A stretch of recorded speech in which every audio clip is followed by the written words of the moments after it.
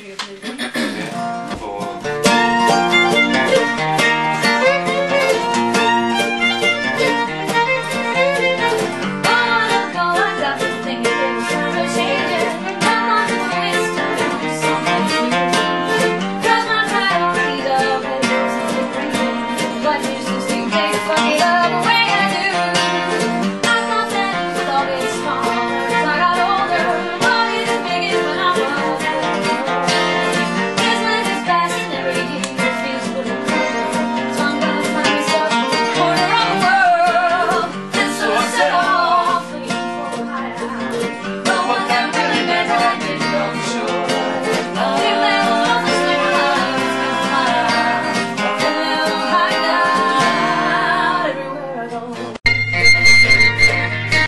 Us and a couple of friends that helped us with some of the instrumentation, and we just sang and stomped and like this, and when you hear the album, it's the last track and it sounds kind of like everyone's just left the room, it's cleared out, and there's one extra song. We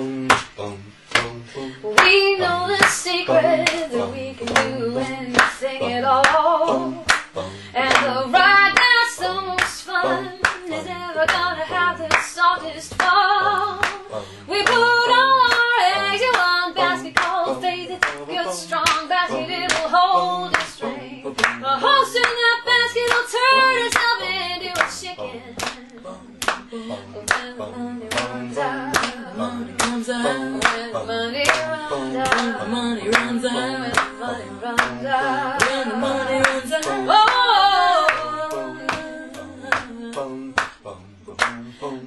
Mr. is a businessman dressed up in Norris gear, and you can't say he ain't got no smarts, cause he's made his 15 minutes last 25 years, but his only talent is self-promotion. He's no better than the little guys who show him devotion. Surely one day he's gonna have to learn how to do something when his time runs out. When his time runs out. When his time runs out. When his time runs out. When his time runs out. When his time runs out.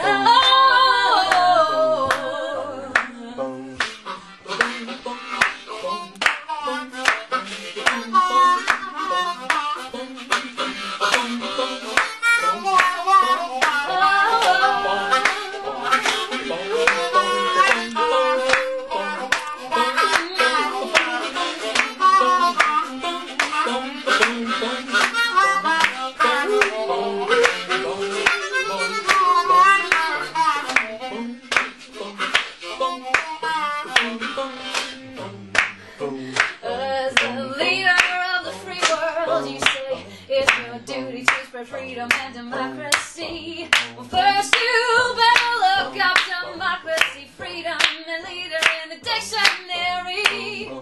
Leader, you ain't no leader, cause leaders ain't got no strings, and you'll be just a chuckle falling off of a historian's lips when time runs out. When time runs out.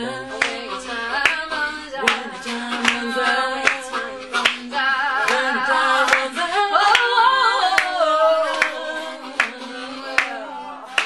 Those who know will tell you that there is only love and fear, and some sad, scared people have been running things for thousands and thousands of years. Yeah, we built this city up big and tall, but the city made of fear is bound to fall. I guess we're gonna have to learn how to live on love when the time runs out. When the time runs out. When the time runs out. When the time runs out. When the time runs out. When the time runs out. When the time runs out. When the time runs out. When the time runs out. When the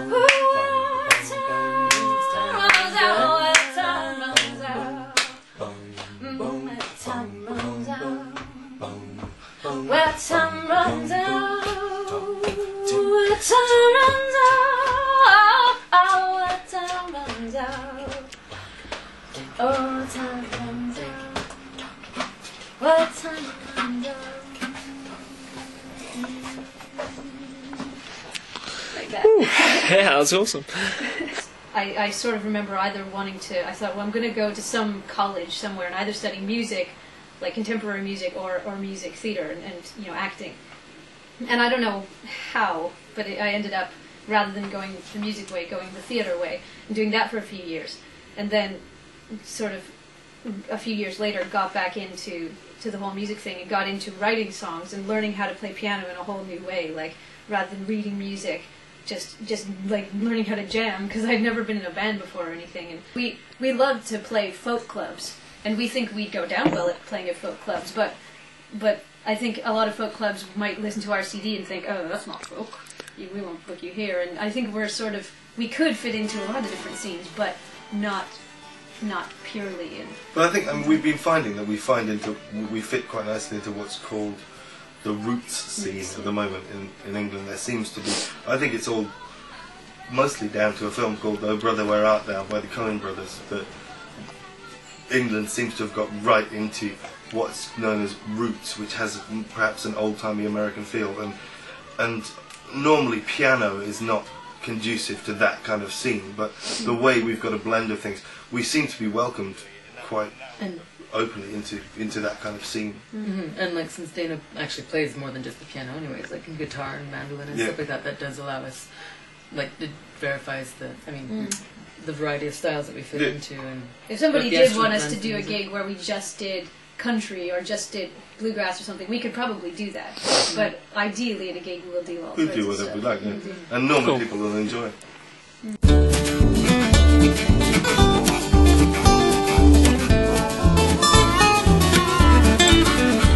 Well, he took his guitar off and turned around, and he turned his back to the crowd and said to me, hey, you owe me one soul. And I said, it's not that I don't appreciate that those people, they all thought you were great, though you wrote them off as uncultured and cold. But if your gift to them is pure, they'll give you something back for sure.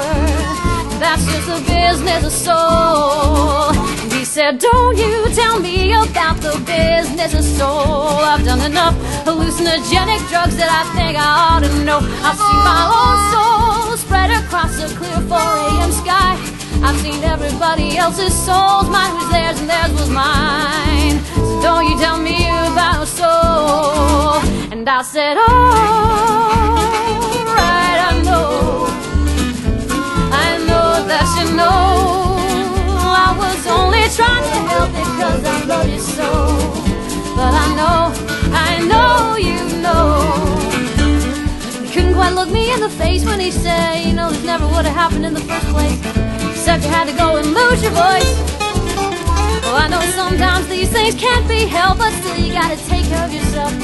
Sometimes you just don't make the right choices. You gotta choose to take your vitamin C and stay away from chain smoking baddies like me. That's the only way you're gonna heal. And I said, don't you tell me how to heal, 'cause I'm the only one who knows just how I feel. I've been living in this body for nearly 26 years, and I've been singing with this voice for just about as long, my dear. So don't you tell me how to heal. And he said, all right, I know that you know. I was only trying to help because I love you so. But I know you know.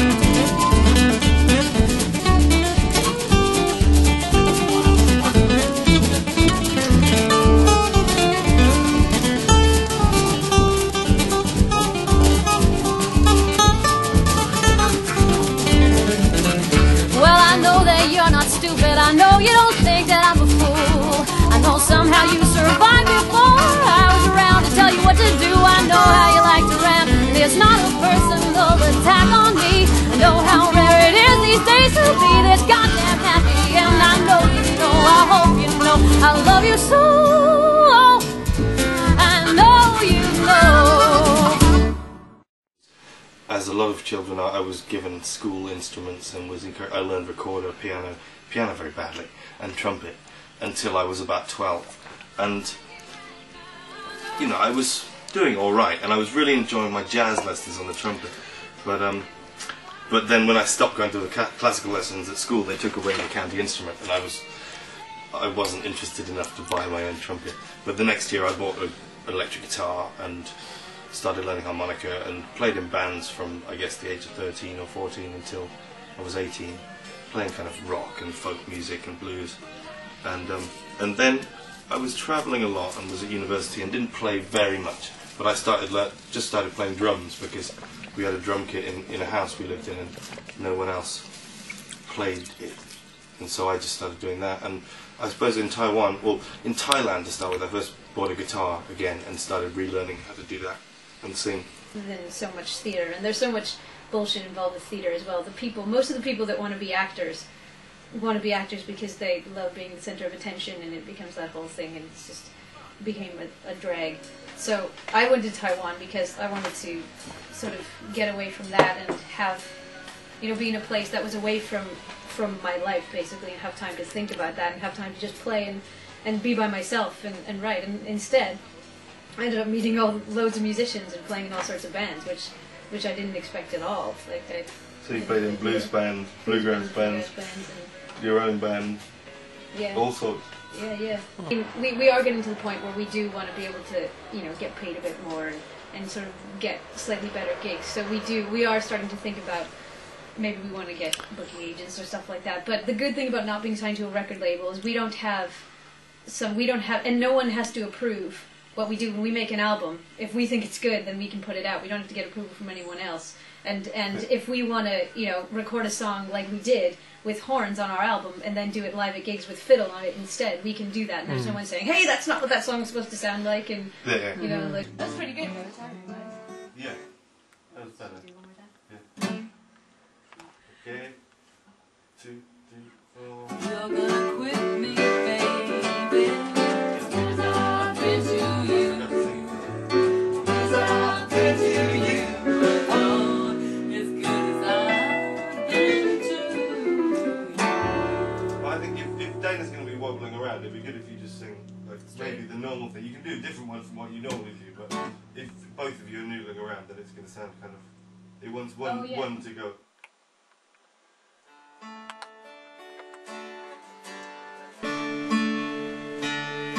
Bring up the D a little bit more.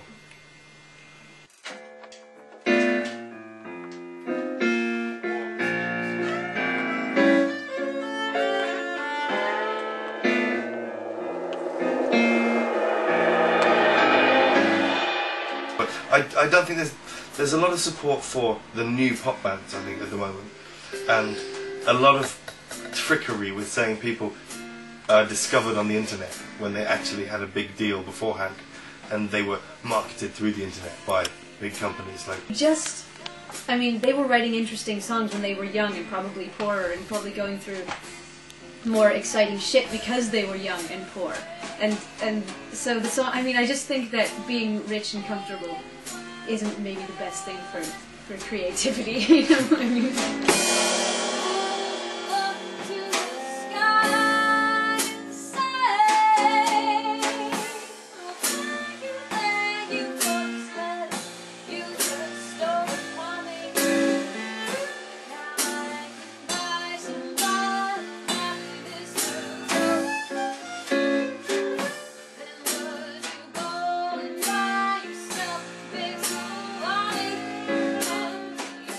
That's why I do like the word acoustic and use it to describe us often, because if you use the word acoustic, it can mean a lot of things. It can mean bluegrass, it can mean folk, it can mean jazz and blues, it can mean anything. And so we can say, well, that's one thing that we definitely are, is acoustic. That's the one word that we can say.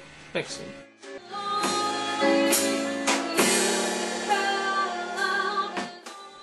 Interesting question. Bill Hicks. Yeah. Bill Hicks is definitely a great influence on, but Dana and I particularly, but for years I've always thought that he was one of the most incredibly bright guys. A comedian, by the way, if anyone doesn't know who Bill Hicks is. He's quite But he's more A late comedian. He's more than a comedian. He's a prophet. Our couple play. Every song sort of had to sort of start and then with add in a conflict and then have a climax and sort of come down at the end. But that happens less now. But I still am influenced by that, just wanting to sort of dramatize everything.